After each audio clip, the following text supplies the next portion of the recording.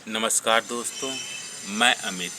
मेरे channel अमित्स terrace garden में आपका स्वागत है।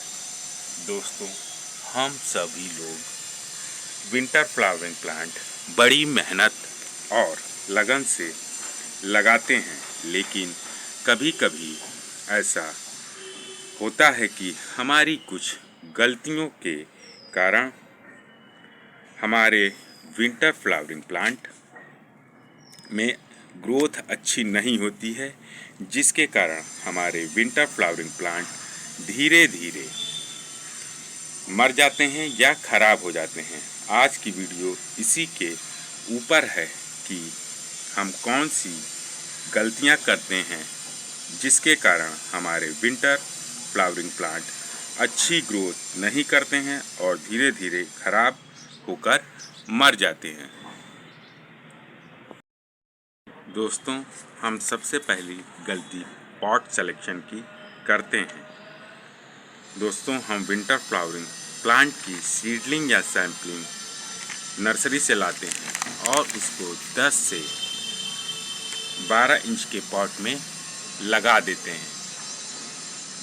दोस्तों, पौधा छोटा होता है और उसका पॉट बड़ा, जिसके कारण उसमें ओवर वाटरिंग होती है और हमारा छोटा सा पौधा ओवर वाटरिंग के कारण रूट रॉट का शिकार हो जाता है, जिसके कारण उसकी जड़ें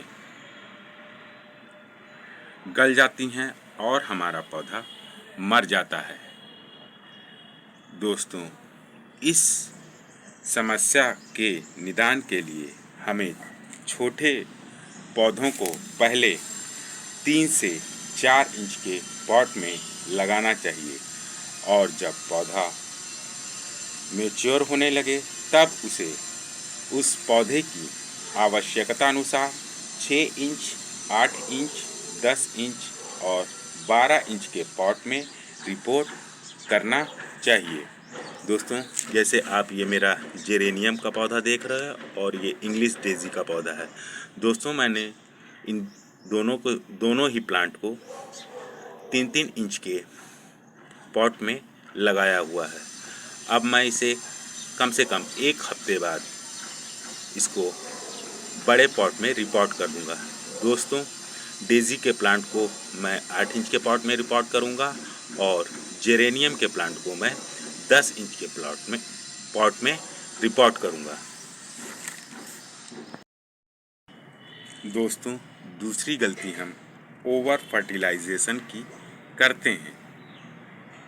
जब हम नर्सरी से पौधे लेकर आते हैं तो उसकी मिट्टी बनाते समय हम उसमें खाद की मात्रा ज़्यादा मिला देते हैं, जिसके कारण हमारा पौधा स्ट्रेस में चला जाता है और उसकी ग्रोथ कम होती है। यह पौधा धीरे धीरे अपनी पत्तियां पीली करने लगता है और पौधा खराब हो जाता है या मर जाता है। दोस्तों, इस समस्या के निदान के लिए हम पौधे की मिट्टी बनाते समय खाद की सही मात्रा का उपयोग हमें करना चाहिए। इसके लिए हमें एक हिस्सा मिट्टी, एक हिस्सा वर्मी कंपोस्ट या गोबर की खाद और एक हिस्सा रिवर सैंड का प्रयोग करना चाहिए। दोस्तों, तीसरी समस्या अनइवन वाटरिंग की होती है। दोस्तों, अलग अलग फ्लावरिंग प्लांट की पानी की रिक्वायरमेंट अलग अलग होती है। आप अपने अकॉर्डिंग सभी पौधों को एक ही साथ पानी नहीं दे सकते हैं। कुछ पौधों को पानी कम चाहिए होता है लेकिन रोज़ चाहिए होता है। कुछ पौधों को 2 से 3 दिन में भी पानी डालेंगे तो भी चल जाएगा। दोस्तों, जैसे अजेलिया, कमेलिया, और दोस्तों ये सिनेनेरिया का पौधा है, और ये प्रिमरोज की 2 वैरायटी है। ये पौधे सेमी शेड एरिया में रखे जाते हैं जहां धूप छनकर आती है या केवल ब्राइट लाइट आती है। इन सभी पौधों में पानी में इनकी मिट्टी को चेक करके ही डालता हूँ, चाहे मुझे 3 से 4 दिन बाद पानी डालना पड़े या रोज डालना पड़े। दोस्तों, इसके बाद भी अगर हम भूल से पौधों में ओवर वाटरिंग कर देते हैं तो हमें गमले की टॉप लेयर को किसी लकड़ी या औजार की सहायता से इस तरह से हल्की हल्की गुड़ाई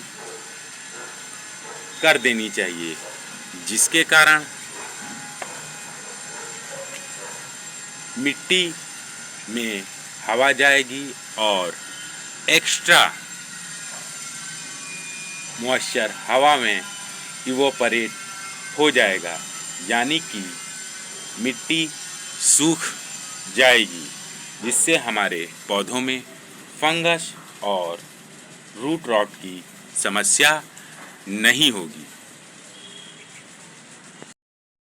दोस्तों, चौथी गलती हम करते हैं लाइट एंड लोकेशन की। दोस्तों, विंटर फ्लावरिंग प्लांट में ज़्यादातर ऐसे फ्लावरिंग प्लांट होते हैं जिनको पूरे दिन की धूप चाहिए होती है, जैसे गुलदाउदी, डहेलिया, डेंथस, गेंदा, कार्नेशन, एस्टर, जेरेनियम, स्टॉक आदि। वहीं पर इसके विपरीत कुछ पौधे ऐसे होते हैं जिनको केवल ब्राइट लाइट चाहिए होती है, जैसे जरबेरा, सिनेनेरिया, अजेलिया, प्रिमरोज या प्रेमुला आदि। दोस्तों, इसलिए जिस पौधे को जैसी लाइट और लोकेशन की ज़रूरत हो उसको उसी लाइट और लोकेशन में हमें रखना चाहिए।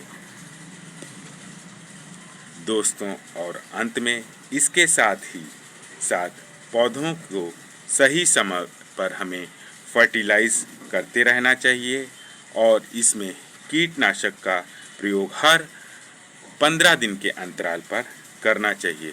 और दोस्तों, डेड फ्लावर्स की डेड हेडिंग हमें समय समय पर ज़रूर करनी चाहिए। दोस्तों, मेरे द्वारा दी गई जानकारी अगर आपको अच्छी लगी हो तो कृपया मेरे चैनल को लाइक, सब्सक्राइब और शेयर ज़रूर करें। दोस्तों, मेरे द्वारा बताई गई बातों को अगर आप फॉलो करते हैं तो आप निश्चित तौर पर देखोगे कि आपके विंटर फ्लावरिंग प्लांट में ग्रोथ बहुत ही अच्छी होगी और हमारे प्लांट ज़्यादा से ज़्यादा फ्लावर देंगे। दोस्तों, फिर मिलते हैं किसी नई वीडियो में नई जानकारी के साथ। Thank you.